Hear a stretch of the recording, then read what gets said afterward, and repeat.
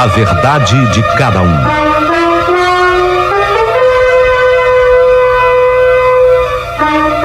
Querido amigo Paulinho Boa Pessoa, eu quero começar essa minha história dando um recado a quem está ouvindo. Calma. Por pior que seja o momento que você esteja passando, você está passando um momento delicado.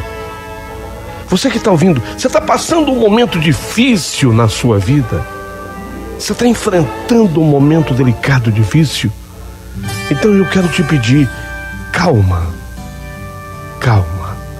Eu quero que você ouça primeiro a minha história, para que depois você possa confiar nas viradas da vida, na força de Deus na vida de cada um. Foi Deus que pediu que eu escrevesse hoje essa carta. E eu quero que você ouça a minha história do começo até o fim. Se você começar a ouvir, eu quero que você vá do começo até o fim, para que você entenda o que aconteceu na minha vida. E eu não sou nenhum ser especial, eu sou um ser comum, igual a você. E se aconteceu comigo, vai acontecer com você. Mas ouça, do começo até o fim. Do comecinho até o fim.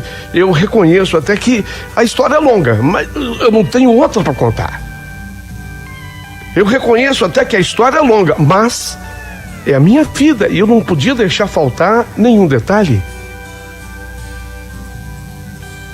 Querido amigo Paulinho Boa Pessoa, o costume de te ouvir veio com a minha mãe, quando nós morávamos aí na cidade de São Paulo.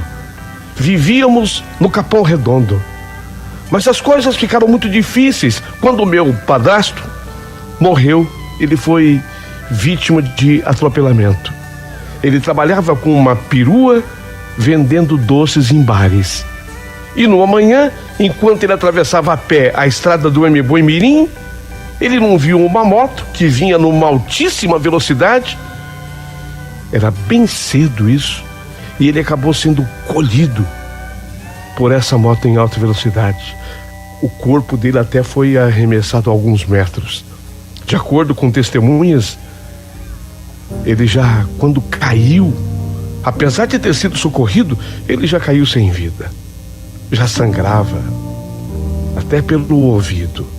Chegou a ser conduzido ao hospital do Campo Limpo, mas não deu. A minha mãe ficou desesperada, como não podia ser diferente. A minha mãe, além de mim, na época, eu tinha 10 anos naquele momento. Tinha um outro filho que nasceu do relacionamento dela com meu padrasto. Eu não era filha dele legítima, mas o meu irmãozinho era. Trata-se do Jackson, que tinha apenas um aninho e pouco quando meu padrasto morreu. Então a minha mãe ficou com 2 filhos, eu com 10 anos e o Jackson com 1 aninho e pouco. Eu amava a cidade de São Paulo, eu gostava muito da minha escola, dos meus amigos, a minha mãe também. Mas agora, sem o meu padrasto, que era o sustento da casa, ele era um homem muito trabalhador, ele ganhava bem. Ficava difícil continuar pagando aluguel, mesmo morando na periferia. E mamãe tinha a responsabilidade de cuidar de 2 filhos ainda pequenos. Então não teve outro jeito. Minha mãe resolveu regressar para a terra dela, Itajaí. Minha mãe é catarinense. Minha mãe é de Santa Catarina, havia nascido em Itajaí. Fomos morar, eu, o Jackson, meu irmãozinho, mais a minha mãe, na casa da minha avó, que também era muito pobrezinha e vivia apenas com o salário da aposentadoria. Então a minha mãe volta para Itajaí. Só que a minha mãe sempre foi muito batalhadora, muito trabalhadora, e ela saiu à luta para poder manter a casa. De início, ela foi trabalhar como faxineira em casas. E para completar, de noite, ela trabalhava como garçonete numa lanchonete da cidade. Mamãe, ela não media esforços, né? Ela era trabalhadora. Não se podia, contudo, falar numa vida tranquila. Mas com o esforço da minha mãe, as coisas foram melhorando. Pelo menos nós não passávamos fome e tínhamos o que vestir. A minha mãe lamentava que aqui em Itajaí, naquele momento, naquela hora, naquele instante, ela não podia ouvir mais o teu programa. E ela sempre foi tua ouvinte assídua. Mas fazer o quê? As circunstâncias diziam que naquele instante a vida deveria ser assim. E eu também tinha as minhas obrigações. Eu estudava no período da manhã e à tarde, logo após fazer as minhas lições, eu assumia os cuidados com o meu irmãozinho para que a minha avó fosse descansar um pouco. Então eu já tinha, com meus 10 anos, as minhas obrigações. Assim, seguia a vida. As coisas, se elas não tinham melhorado daquele jeito, mas sabe, estava dando para tocar, estava dando para viver. Vida de pobre, é verdade, mas estava dando. Na lanchonete, a minha mãe, trabalhando lá na lanchonete, ela conheceu lá uma mulher que era cliente da lanchonete, freguesa, como a gente falava em Itajaí, a dona Regina. E a dona Regina, ela era responsável pela edição de 5 revistas aqui da região.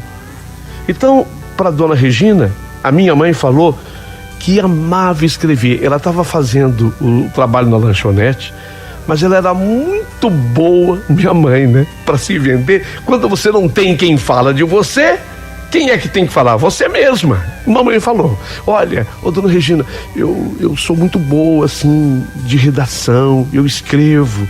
A senhora está dizendo que a senhora é editora, né? De 5 revistas. Será que eu não teria, assim, uma chance? Assim, eu queria escrever, sabe?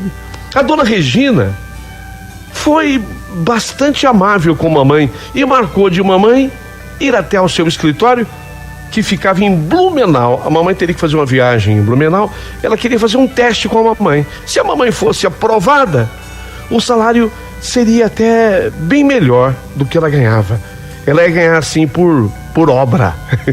Foi a primeira vez que eu escutei falar essa expressão. Mamãe ia ganhar por obra. Eu achei engraçado, depois até eu explico o porquê que eu achei engraçado, quando a mamãe falou que ia ganhar por obra, se ela fosse, evidentemente, que aprovada. E olha, eu tinha certeza que ia dar certo. Eu sempre tive muito orgulho da minha mãe, a capacidade dela, o esforço dela, e eu fiquei felicíssima quando soube que ela tinha sido aprovada por dona Regina para aquela ocupação. A minha mãe vibrava de felicidade. A dona Regina pediu então que ela comprasse um computador. Computador, nossa, naquele tempo era tão difícil. Eu tô falando, gente, de 2008. Se hoje já não tá fácil comprar, hoje ainda é difícil para muita gente. Mas 2008, minha mãe coçou, ainda mais naquele momento, mamãe lutando, né, pela casa, mamãe coçou a cabeça. E agora eu precisava comprar esse computador para poder trabalhar, eu vou ter o meu salário. Assim, ela inclusive iria trabalhar dentro de casa. E mandaria, naquela época era um e-mail, mandaria os textos pelo e-mail. Nossa, o e-mail já era maravilhoso. A minha avó, a mãe dela, ficou temerosa. E se você não conseguir pagar o computador? É computador, né? É. Se você não conseguir pagar, mas eu, menina, eu já não tinha juízo, eu tinha o quê? Meus 10 aninhos. Eu falei para minha mãe, que sempre foi meu motivo de orgulho: mãe, a senhora vai ganhar o salário lá, não vai? Eu vou. Então, mãe, dá. É lógico que dá, mãe. Eu tava doida pra minha mãe ter um computador. Criança não tem juízo. Mas você sabe que às vezes a falta de juízo ajuda um pouco. Eu tava doida pra minha mãe ter um computador. Mãe, compra, dá sim. Dá. A senhora vai ganhar lá o salário lá. A senhora falou que é bom, é melhor lá do que a senhora ganha na lanchonete. Dá sim, mãe. Eu sempre acreditei na minha mãe. Embora naquela minha fala tivesse um pouquinho da falta de juízo, também havia na minha fala um apelo: vai dar certo. Mamãe, ela ainda assim compra o computador, mas não abandonou totalmente o serviço de garçonete. E ela nunca atrasou uma prestação do computador. A chegada do computador na nossa casa representou uma grande alegria, uma vez que, além de ser a máquina de ganhar o pão da minha mãe, filha, não mexe aqui, a gente de vez em quando dá uma mexidinha. Você sabe como é que é? Ah, mas só um pouquinho. A senhora fica vendo, mãe. Então, eu mexia também no computador. Eu comecei a descobrir aquela máquina, né, que era o ganha-pão da mamãe. E tudo corria bem. Até que chegou aquela sexta-feira que eu nunca mais vou esquecer na minha vida. A sexta-feira, 21 de novembro de 2008. A sexta-feira fatídica. A sexta-feira que era 21 de novembro, mas para mim era 13. A sexta-feira tenebrosa. A sexta-feira do terror. A sexta-feira da morte. A sexta-feira da destruição. A pior sexta-feira da minha vida. E a pior sexta-feira da vida de tanta gente. 21 de novembro de 2008. A sexta-feira que eu não desejo ao pior. Se eu tivesse um inimigo feroz, se eu tivesse um inimigo terrível, jamais eu iria desejar que ele vivesse aquela sexta-feira. Foi assim. Aquele 28 de novembro de 2008, fatídico, do lamaçal, foi assim. Mamãe escrevia os seus textos e até ela se preparava para te ouvir, porque o computador, além de tudo, trouxe você para a mamãe de volta. Ela amava ouvir, especialmente o momento da tua carta, da tua história. Então a mamãe estava escrevendo os textos e ela queria terminar o texto logo para te ouvir. Vovó descansava no quarto dela. Meu irmãozinho, com quem eu já tinha brincado bastante, ele dormiu com a vovó, bebê ainda. Cansadinho, dormiu com a vovó. Eu assistia a televisão, mas eu assistia a televisão com o volume bem baixinho, para que a mamãe pudesse escrever em paz. Eu gostava demais na época do SBT. Eu estava ligado na TV, mas com o volume bem baixinho, para que a mamãe pudesse trabalhar em paz. De repente, nós ouvimos um barulho, mais um barulho, mais um barulho terrível, um barulho horroroso, o barulho do pavor, um barulho que eu não sei descrever até hoje de onde vinha o barulho. A TV apagou, a TV desligou sozinha, aquele barulho, e de repente a TV desligou, apagou sozinha. Senti o chão não tremer. O chão não tremeu, não foi isso. Eu senti o chão movimentar. Você sabe, eu vou descrever para vocês, para que vocês tenham a sensação. Você sabe quando você pisa numa esteira? Não uma esteira rápida, uma esteira que esteja lenta. Você pisa numa esteira, é óbvio, aqui está se movendo. Foi assim. Nós sentimos, eu senti, mamãe sentiu, o chão se moveu. O chão sob os nossos pés parecia uma esteira, ele se moveu. E da onde vinha aquilo? E num impulso, a minha mãe levantou da cadeira onde ela estava no computador, ela correu para o meu encontro. Eu me lembro que ela segurou a minha mão, tentou, mamãe, se encaminhar comigo para o quarto onde estava a vovó e o meu irmãozinho. Ela tentou fazer isso, sabe, me puxando para o quarto onde estava a minha avó e meu irmãozinho, mas não deu tempo. Não deu tempo, porque nós sentimos quando a lama invadiu a nossa casinha inteira.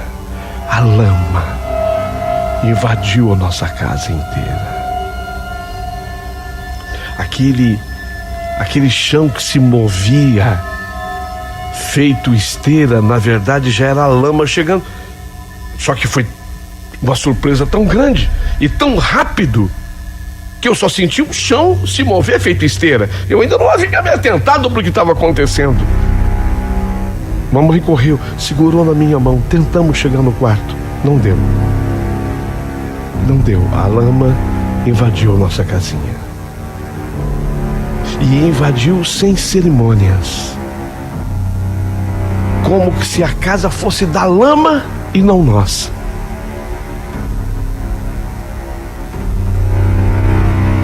Sexta-feira do terror. Sexta-feira do horror. Itajaí, Santa Catarina. Para o meu total desespero, eu fui a única, apesar de ter apenas meus 10 aninhos, eu fui a única que fiquei consciente o tempo todo. O tempo inteiro eu fiquei consciente, presa no meio do lamaçal, madeira, tijolos, fiquei presa ali no meio, como se eu tivesse sido rebocada, chumbada. Eu estava presa, mas eu estava consciente. A minha mãe havia perdido a consciência ao meu lado, mas eu sentia que a mamãe ainda respirava. Não desgrudamos a mão. Ela segurou na minha mão e continuou. Mãe é mãe. Ela continuou apertando a minha mão. Eu apertando a mão dela. Mas eu estava consciente. A mamãe não. Perdeu a consciência. Eu nem acreditei.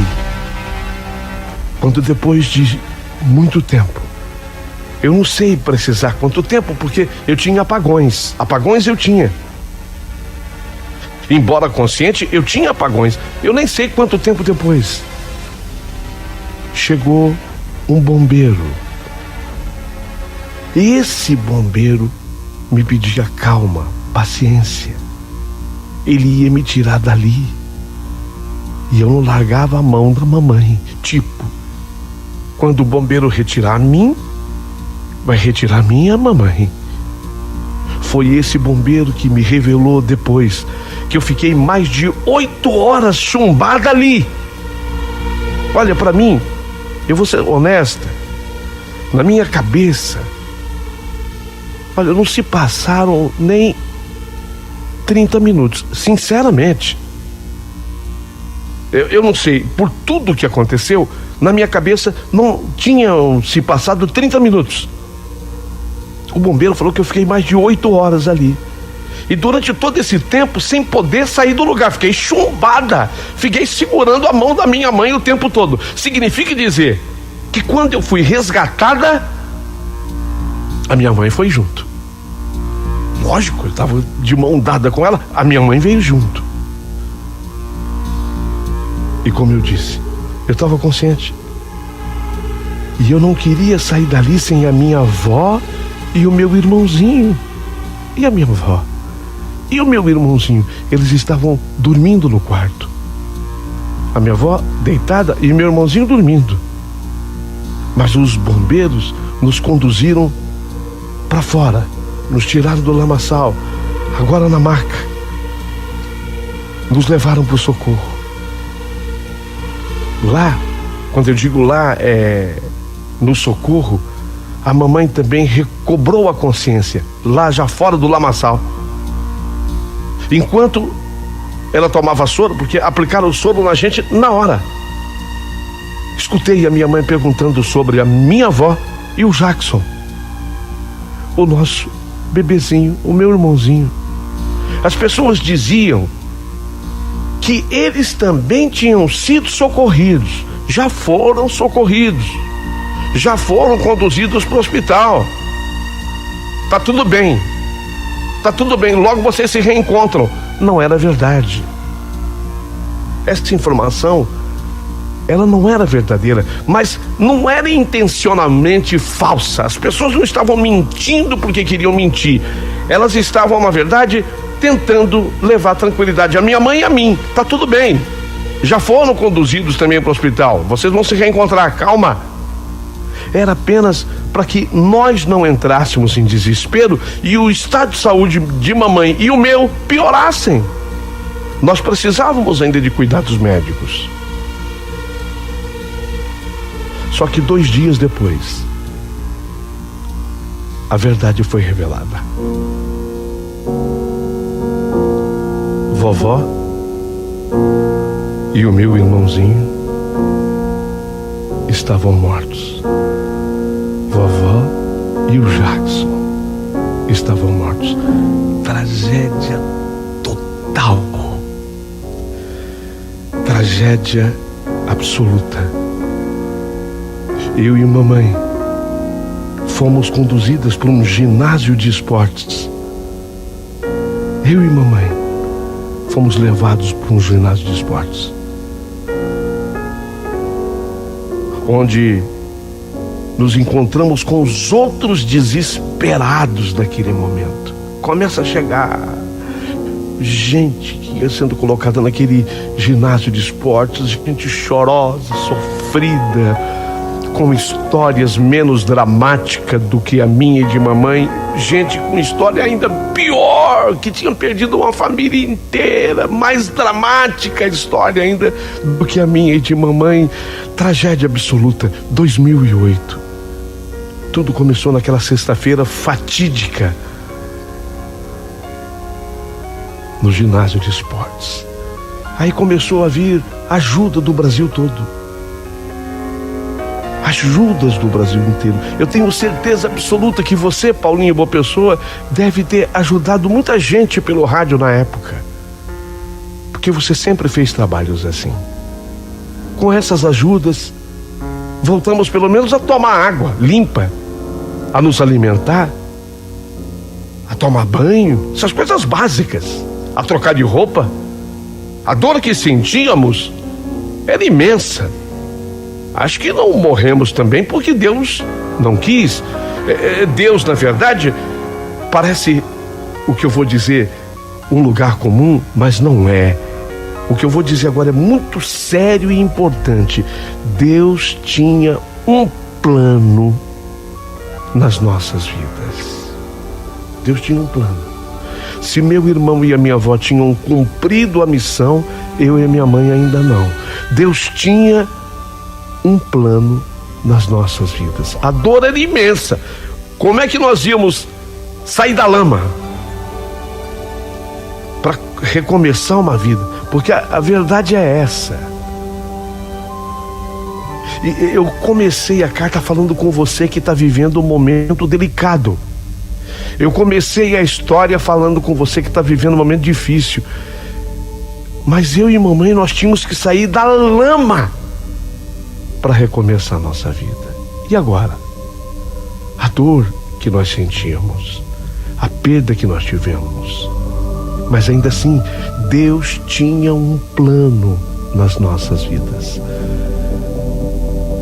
Depois que tivemos condições de voltar para onde morávamos, voltamos lá.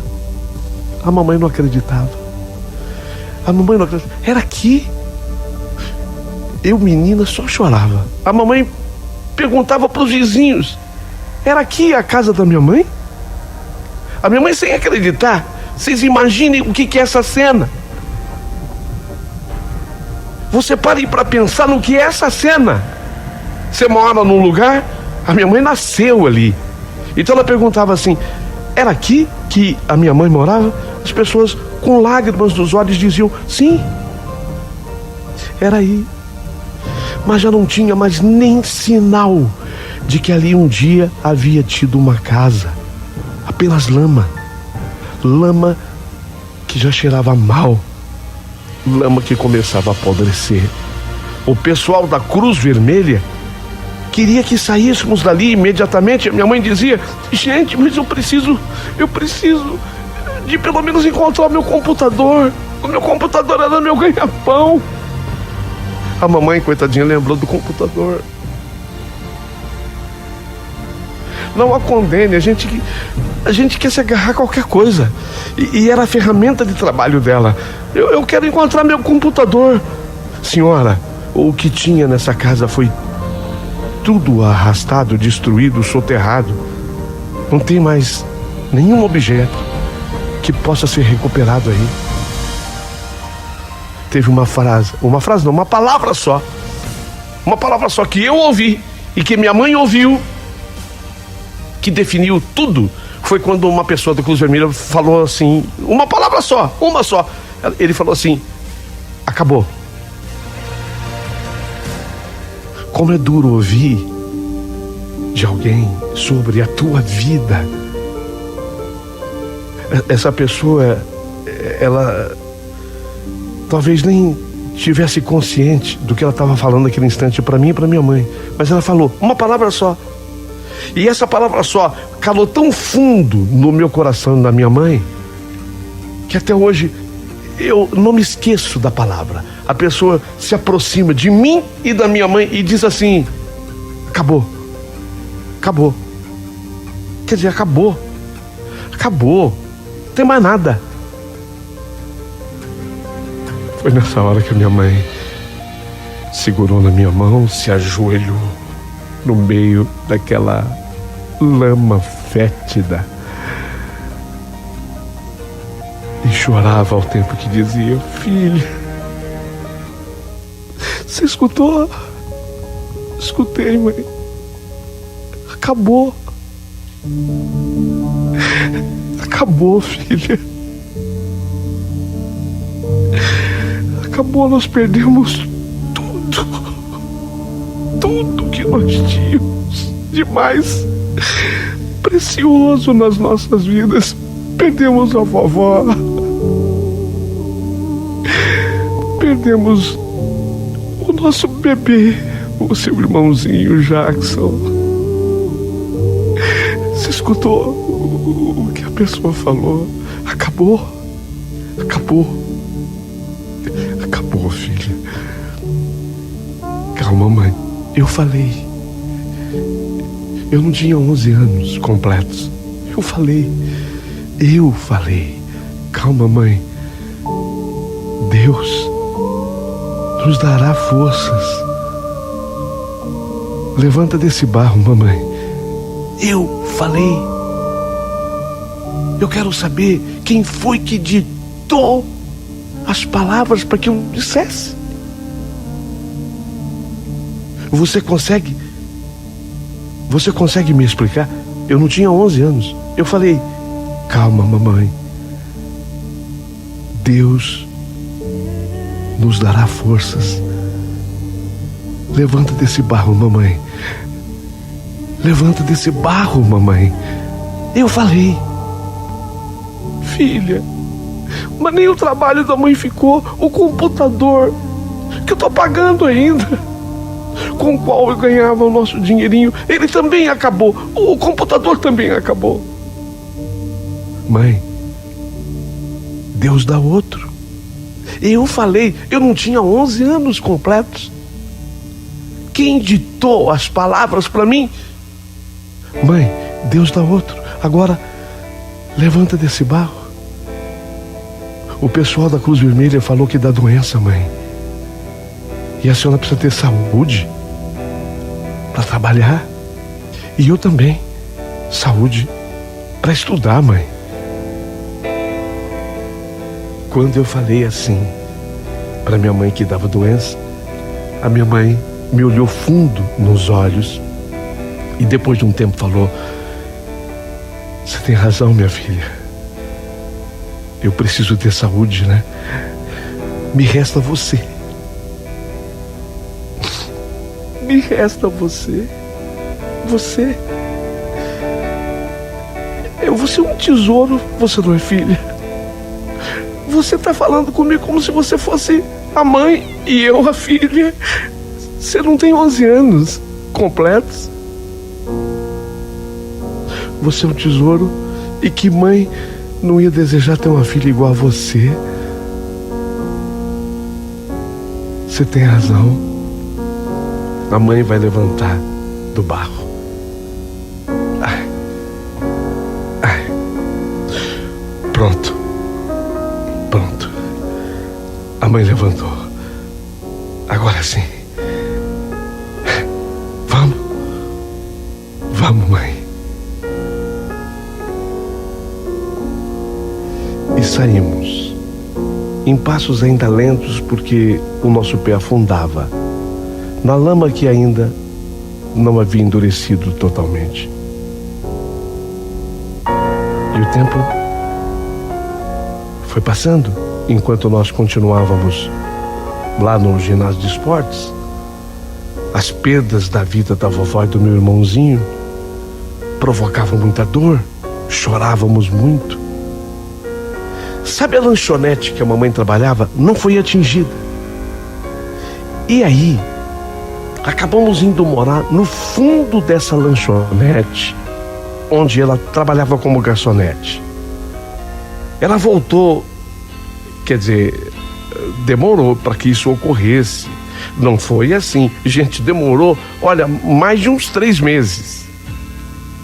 Durante esse período, vivemos do que o povo doou. Esse povo de Deus mandava muita coisa para Itajaí. Arroz, feijão, tínhamos.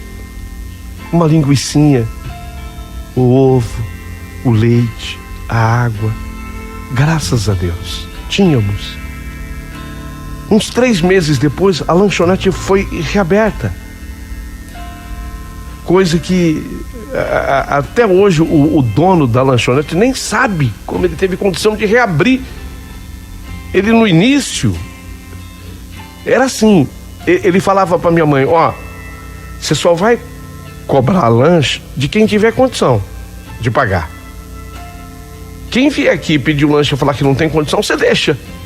Olha o coração do dono da lanchonete. São detalhes que, diante de uma grande tragédia como essa, às vezes passam batido. Detalhes que passam batido. Então ele orientou a minha mãe. Era só minha mãe agora na lanchonete. Ela era chapeira, era garçonete, ela era tudo. Então ele orientou, falou: ó, quando a pessoa vier e tiver condição de pagar o lanche, você cobra, que precisa, né? Precisa do dinheiro. Quando a pessoa vier e não tiver condição de pagar, deixa. Ou aceita o que ela tiver. Tá? E a minha mãe começou a fazer isso. E eu me lembro que um dia, na lanchonete, a minha mãe agora tomava conta. Ela fazia lá os lanches. Chegou lá uma senhora com umas 2 ou 3 crianças. Às vezes me escapa assim da memória se tinha uma terceira. Acho que não, mas uma senhora com 2 crianças. E ela falou para minha mãe, pediu os lanches. Aí a senhora foi mexer na bolsa para pagar. E sabe quando a pessoa começa a fazer aquela onda para pagar? E a mulher ficando. A minha mãe chegou nela e falou assim: tudo bem? Ela: tudo bem. Olha, eu achei que eu tinha um dinheiro aqui na bolsa. Mas, olha, já mexi tudo aqui. Não achei nada. Como é que faz? A minha mãe se surpreendeu, falou: não precisa pagar nada. Só não precisa pagar nada. Eu sei o que aconteceu aqui, eu também fui vítima. Ninguém ficou com nada nessa cidade. Não precisa pagar. Só tá falando sério? Eu ia já me oferecer para lavar a lanchonete, ajudar a senhora. Não, tô falando sério. Aquela senhora, ela fica tão agradecida, ela sai dali. A minha mãe disse isso a ela foi embora. Nossa, ela abraçou minha mãe, ela beijou minha mãe. Ela disse que os filhos pediam tanto o tal do X-salada. Os filhos falavam X-salada, ela falava: onde eu vou arrumar? Ela dizia: aonde que eu vou arrumar um X-salada? Aonde? E os filhos queriam um X-salada, passando fome, necessidade. Aí ela foi lá na lanchonete e aconteceu o que eu descrevi. Ela ficou tão agradecida que aquela mulher, ela começou a contar isso para todo mundo. Todo mundo que ela encontrava, ela contava isso, porque ela entendia aquilo como um milagre na vida dela. Só que ela acabou contando aquilo para um padre que era lá de Itajaí. E o padre, por sua vez, o padre acabou falando num seminário. O padre era professor num seminário. E ele contou aquela história no seminário, e um seminarista de nome Luiz Carlos, ele sai do lugar lá do seminário, sabe, como um repórter. E ele sai do seminário e falou assim, ele pensou com ele, o seminarista Luiz Carlos falou assim, eu quero conhecer a mulher que fez isso. Ele achava que era minha mãe, né? Que tinha feito, que fez tudo pela mulher. A minha mãe estava autorizada pelo dono da lanchonete. Mas ele sai como se fosse um repórter, e ele vem, o Luiz Carlos sai do seminário, onde ele estava se preparando para se tornar padre, e ele vem interessado pela história, ele vem conversar com a minha mãe. E o dia que ele chegou para conversar com a minha mãe o recebeu, e ele fala, olha, eu fiquei sabendo. Aí ele descreve a história, a minha mãe confirma, fala, mas eu não tenho mérito. Ele falou, como não? Você abriu mão de receber da senhora. Sim, mas eu fui autorizada pelo dono da lanchonete a fazer isso quando alguém precisar. Ele admirou a minha mãe mais ainda. Ele admirou o gesto da minha mãe mais ainda. Falou, você fez o que fez e não quer ficar com os louros. Você está dizendo que só fez isso porque o dono da lanchonete te autorizava a fazer. Você é muito especial. Como é que tá a tua vida? A minha mãe contou, olha, eu tinha um computador, não tenho mais. Eu ganhava dinheiro escrevendo. Você escreve? Escrevo. Você está brincando que você escreve? Escrevo. Então eu vou te arrumar um trabalho. Jura? Assim, para eu escrever? Para você escrever. E eu me lembro quando aquela perua Kombi estacionou. E nela, nós não tínhamos nada. Eu e a mamãe não tínhamos nada. Nada. Entramos com a roupa do corpo. Sabe essas sacolinhas de supermercado? 2 sacolinhas de supermercado com um pouquinho de roupa que nós tínhamos ganhado. Doações. Mas não tínhamos mais nada. Nem eu e nem a mamãe. E aquela perua nos levou por uma chácara. O seminarista Luiz Carlos havia arrumado um emprego para minha mãe numa chácara. Calma, vocês vão ouvir, mas vocês vão continuar ouvindo amanhã essa história. Todos os detalhes dessa história, que na verdade começa a partir dessa viagem de Kombi, amanhã. Eu vou dizer para vocês no final. Você que atravessa um momento delicado na tua vida, você tem que ouvir essa história até o fim, para que você entenda que os milagres acontecem na vida das pessoas, e nós não somos seres especiais. Saímos da lama, eu e mamãe. Você vai sair desse lugar onde você está. Você está escutando? Você vai sair desse lugar onde você está. Como eu dissera aquelas palavras para minha mãe, no dia que ela estava ajoelhada na lama, tem alguém ditando as palavras para mim agora. Eu não sei quem é, mas eu estou autorizado a dizer e vou dizer com autoridade. Escuta, você vai sair desse lugar onde você está. Ouça a segunda parte dessa história. você vai mudar a sua vida.